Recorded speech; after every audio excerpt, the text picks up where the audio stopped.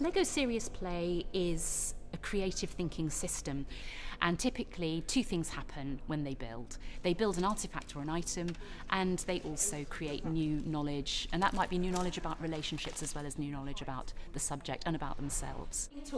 Some important rules about Lego Serious Play. One is whatever you decide the bricks mean is what they mean. So if you decide that this isn't just a red rectangle, but it stands for lunch or love or sport or a shoe or a person, that's what it means. That's your decision.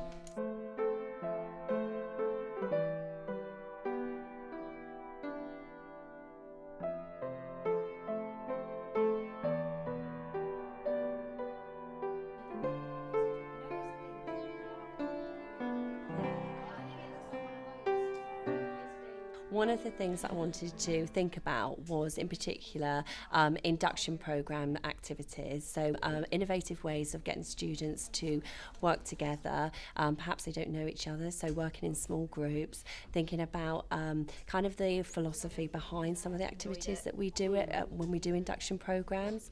This is ending terribly. And it really, for them, it provided a platform for them to sort of think about ways that they could learn, engage innovatively as an individual.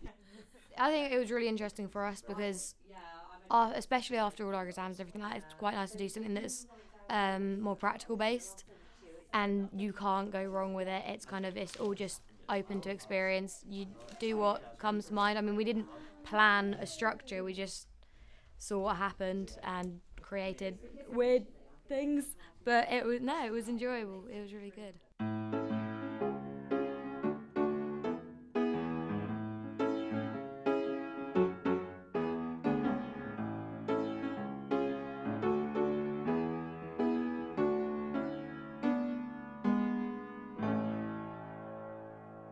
So my specialism is forensic entomology, and I study specifically blowflies in terms of time since death. So I help pathologists to estimate minimum time since death based on the age of blowflies that have infested a body.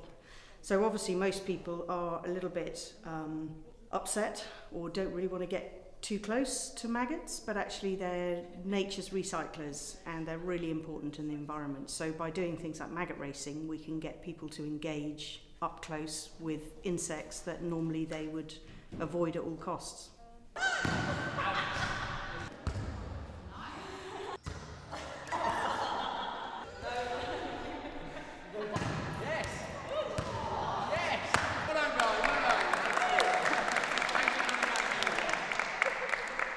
Good at standing up volleyball, so sitting down volleyball was a bit of a challenge, but it was interesting. It was really worthwhile doing.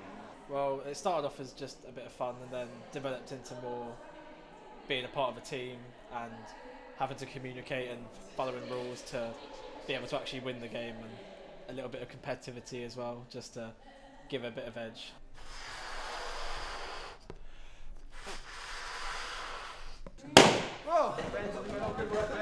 The game is called balloon babysitting.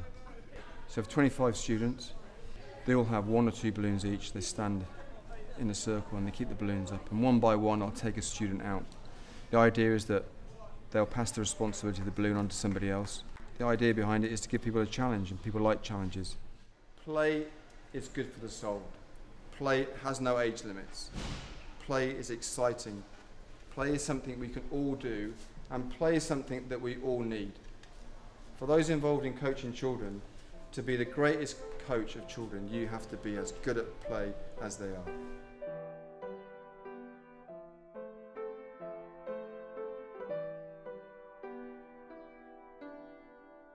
If there's any cynicism about play is for children, it doesn't belong in a university, I would say come and have a workshop.